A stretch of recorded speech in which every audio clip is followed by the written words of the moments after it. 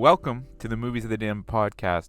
My name is Kyle Grant, and I'm sitting here, as always, with my friend and published horror author, John Hunt. If you enjoy what you hear here today, please subscribe to our YouTube channel, check out our Facebook page, and follow us on both Instagram and Twitter, @DamnMovies.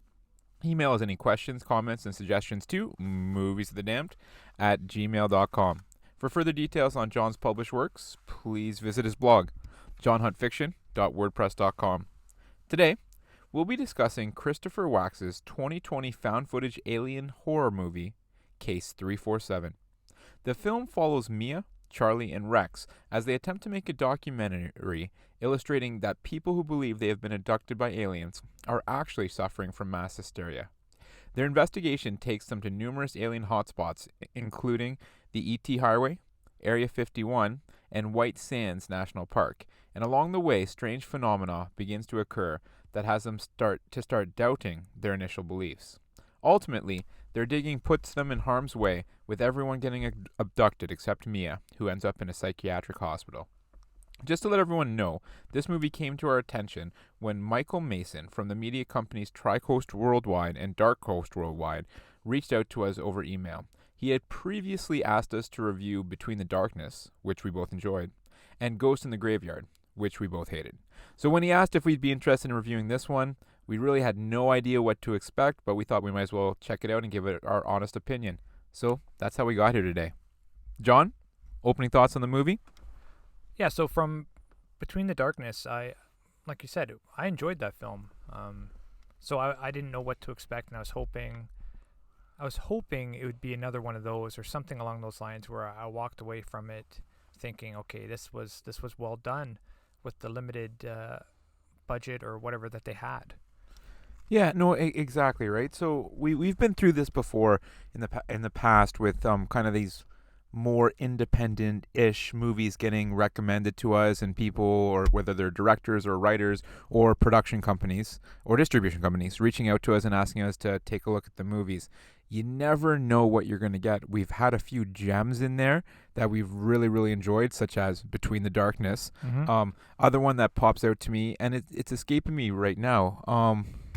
The Blink one. Yes. What was the name of that movie? I don't know. This is bad. We should know. Oh, this. It'll be on the tip of our tongues. Yeah. But we really enjoyed that one, and there's been a couple others, but unfortunately for me at least, this wasn't one of those. This wasn't one of the ones that would be in the positive review section in my book, at least. For sure. And Butterfly Kisses. Butterfly there you Kisses. go. Butterfly Kisses. Was Bam, the name of the movie. Bam.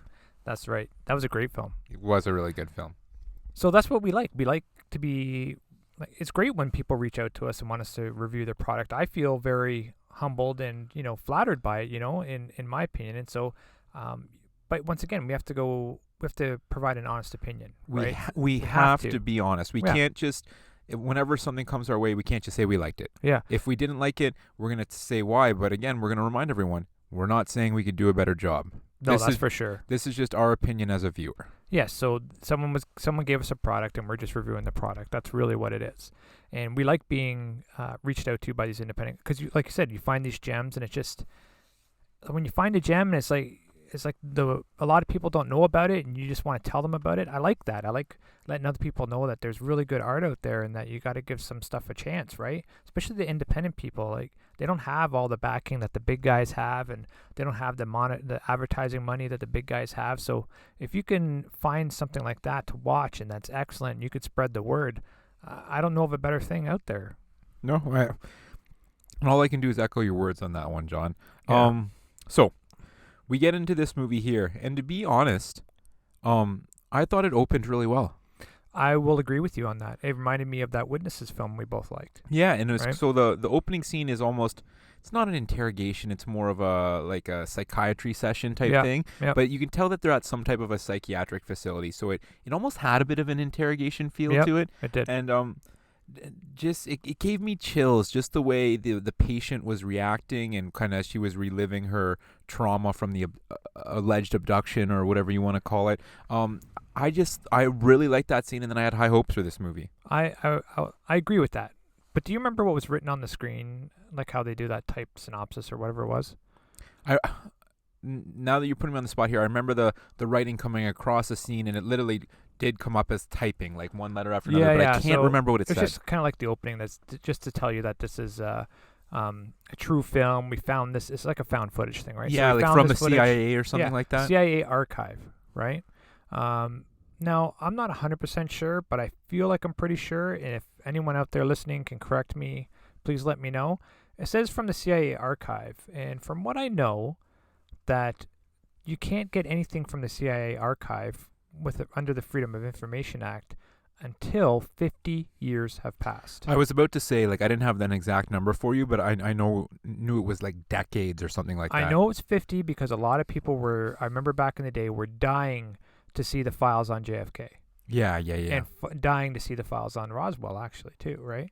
So, like, they're trying to see, and they're just waiting for that 50-year time period to open up, right? So, this thing, so I saw that, and then I see the interview date from that first scene that we were just talking about, and it was 2007. I'm like, huh?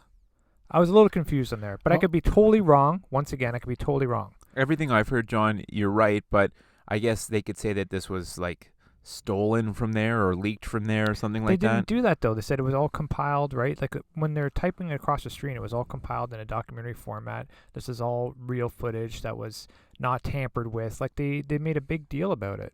Yeah. So I was just like, okay, and that was weird. And you know what? I didn't notice that, or I didn't pick up on it, but what you're saying is making sense. I'm a weird consistency guy. I need this. I notice the consistency stuff. I think from my writing, I do that a lot, right? So I need to, like, say, like, in paragraph or in chapter 1, I need it to tie into the very end chapter, so it needs to be consistent, right? So I kind of pick that stuff up, but once again, I could be totally wrong on that. So that's also what I pick up, is that I'm wrong a lot. No, and so interesting point. But so kind of that, we'll call that a flashback, and then the story starts. Yes. And then so it's kind of these three, I want to call them friends, but you find out that two of them used to be dating. Yeah. And then the other fella is more the guy's friend. Would you agree with that? Yeah. And so they're filming this documentary where she has significant doubts about alien abduction, and just believes that everyone who says they've experienced this are going through some type of a mass hysteria. Yeah, so she's approaching it from a clinical standpoint, but only in the clinical standpoint of mental health issues. Yeah. She's not trying to prove or debunk these theories. She just wants to find the commonalities between people suffering from what she believes are delusions. And as the movie goes, you learn why she's so interested in this, in that her dad was obsessed with alien abductions. For sure. But then, so they kind of start this documentary, and they're traveling off to an area, and kind of one of the early spots they stop at is her dad's house. Yep. But dad is now gone. Yes.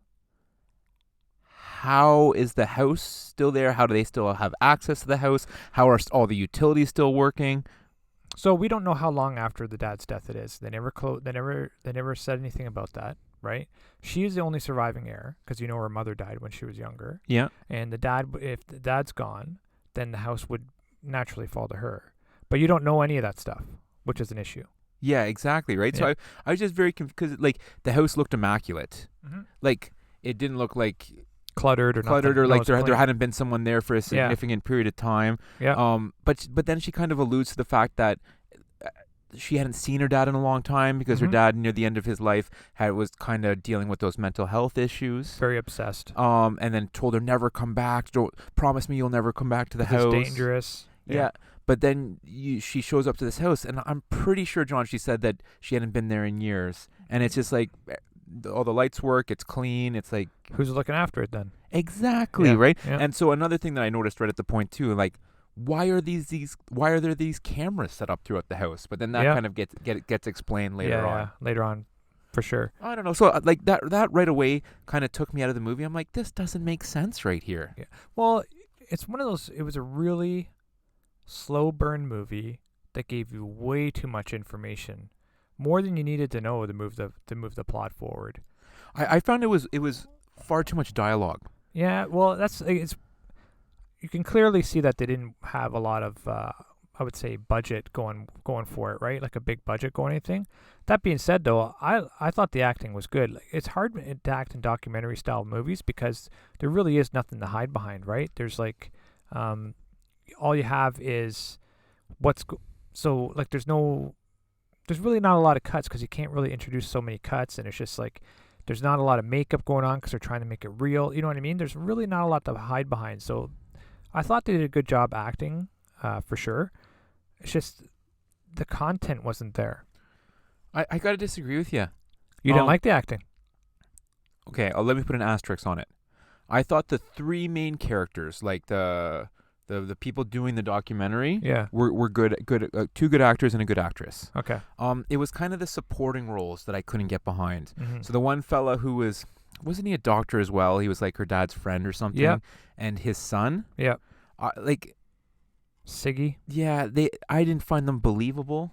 Well, I found it distracting when Siggy was crying near the end and there was that giant booger hanging from his nose and he wasn't wiping it away. But I just thought it was so ridiculous that he like tried to play this whole like tough guy mantra when he kind of ran into them in the diner.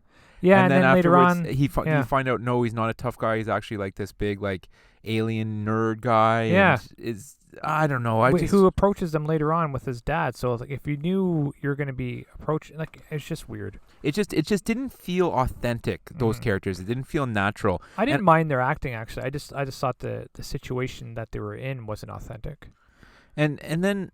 Yeah, so there's just some issues, right? And so maybe my issue wasn't with the acting, it was just with kind of the way the movie was set up. Like, and maybe I missed this, but in the one scene, the three of them are driving in the car, and she's like, it appears as if she's cold calling this Rod fellow to like set up like an interview or whatever. Yeah. And then like 10 seconds later, they just run into him on the road. I know. Like, what's going on with that? I know. I don't know. I don't know how that happened. I thought it was. There wasn't even a cut in the sequencing where you could say we're going to meet him here later on, right? It was just like they're just driving along and then, hey, Rod, yep. Okay, I'll see you in a second. Hey, look, they have guns. Let's get out here. You know what I mean? It was just, that was odd as well. I would agree. But then maybe I'm being too hard on it because this movie did have a couple like eerie things, like when they're No, there's some good scenes for sure. Like when they leave what is it? It's the national park. It is is it over by White Sands or whatever? Yeah, the White Sands National Park, and then they see that like kind of like what do they call the dark-eyed child walking down on the side of the road. Yeah, like that kind of freaked me out. That was creepy for sure. Another thing that really creeped me out was kind of right near the end of that end sequence. The end sequence, I'm going to say, I liked it with the alien popping in and out of the house. I thought that was very creepy. And her looking around and no one being there, I thought that was great. But it was like way too late. It was way too late. But I would have turned this off a long time ago. Within that sequence, and it was right near the end, where she sees her one friend kind of walking down the hallway, but he's like...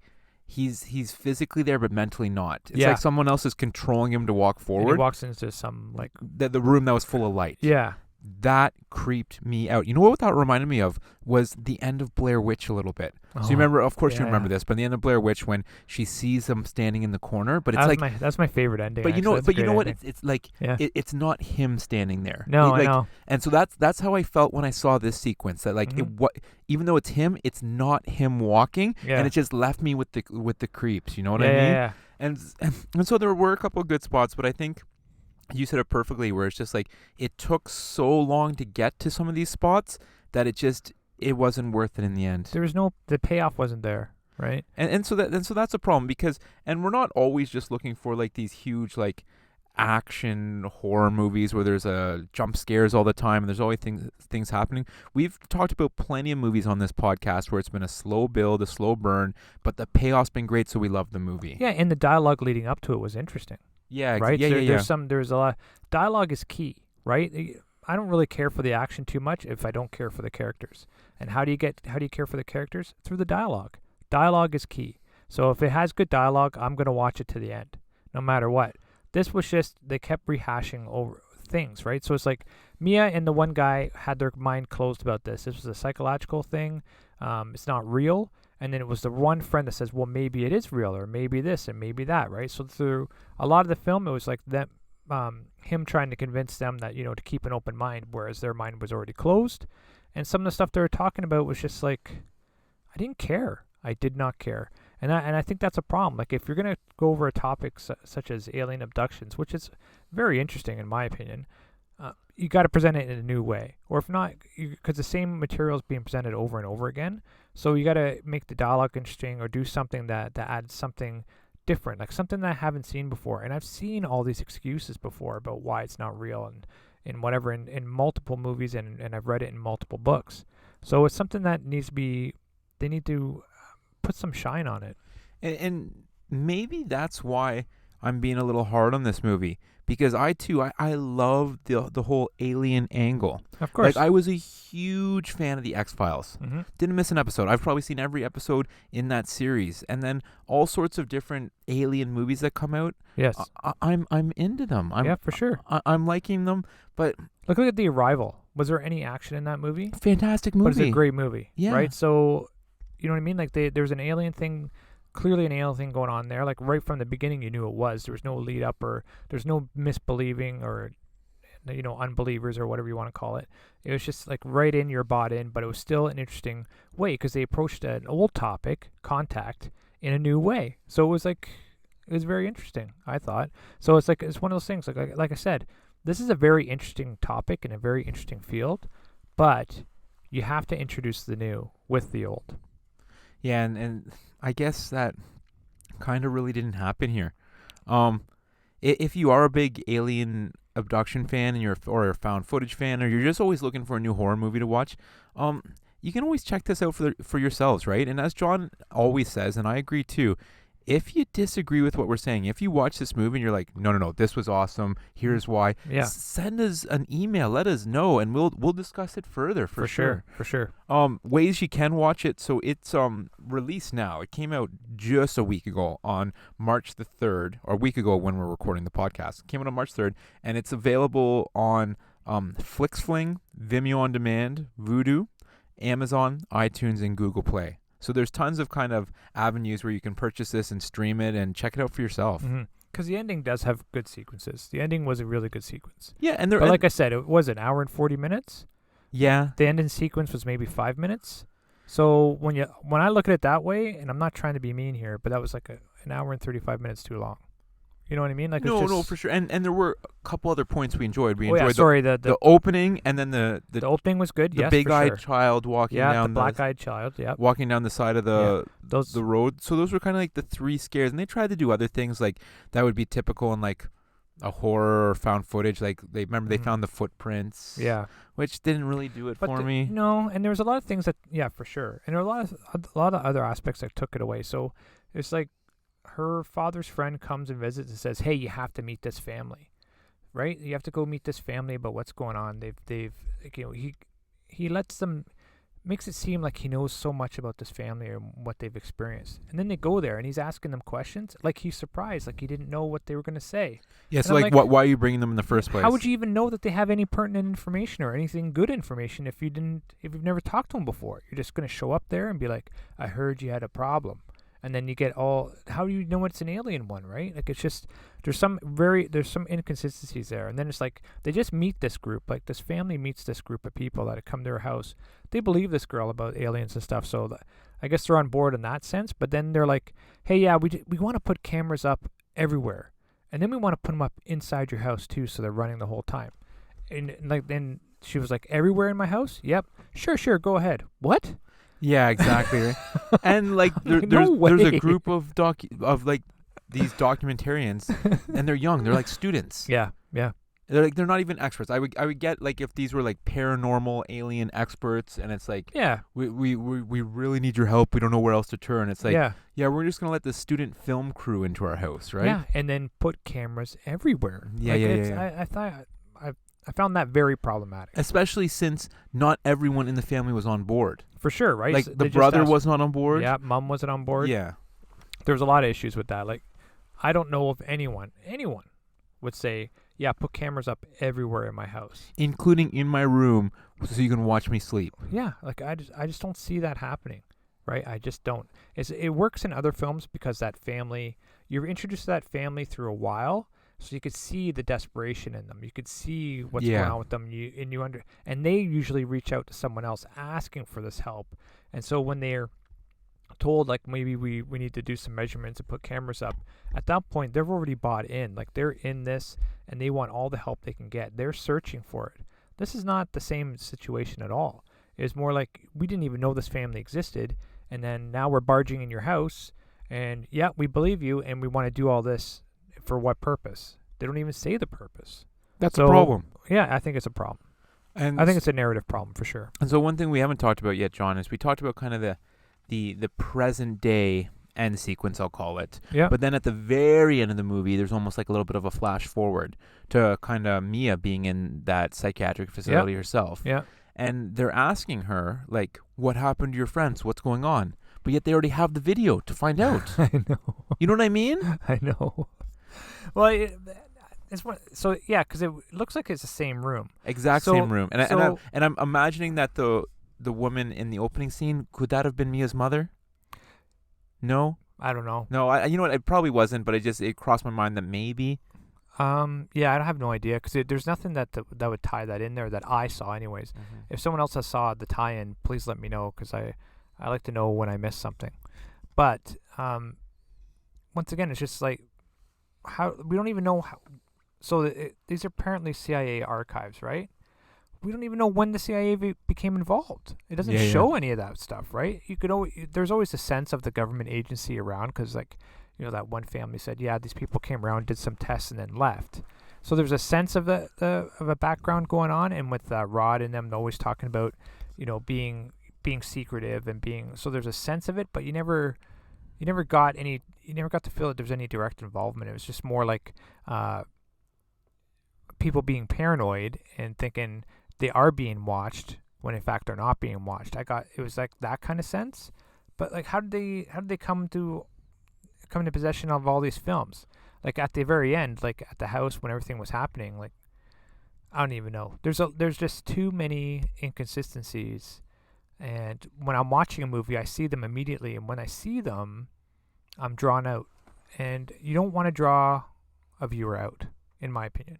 No, of course you don't, because that's the whole purpose. And we've Yeah. been through this before of when you're watching a movie or when you're preparing a movie for someone to watch, you never at any point during the film want them to like start thinking about something else, start looking at their watch, start just doing anything but focusing on what's happening on that screen. And Yeah, I or found that a calling- lot. yeah. Unfortunately, I found this was a bit of a chore to get through. And I don't want to be harsh, but I got to be honest. Yeah, no, but I don't know if it's actually being harsh. We are trying to throw out our honest opinion here, and once again, it's an opinion. It's not fact, right? You guys can make up your own mind by watching this film. And like Kyle said, if you like alien films, the end sequence was very, very good. So that might be something up your alley. And it did. You know? It left an impression on me. And I can't even see like if we're way off the mark and people love this or not, because since the movie, as of the recording of this podcast, has only been released for a week, couldn't find anything on Rotten Tomatoes. Yeah. No critic scores, no audience scores. There is a post on IMDb, but there's no kind of rating yet or anything. Yep. I got no budget, no box office. Well, there Yeah. wouldn't be a box office because Nope. this got released straight kind of video on demand. Yeah. But of course it would have a budget. I don't think the budget would be very high. Yeah. So it'd be kind of like a shoestring type of thing. Mhm. But I don't have anything to compare it against other than the fact that you and I kind of watched it separately and kind of have very similar opinions.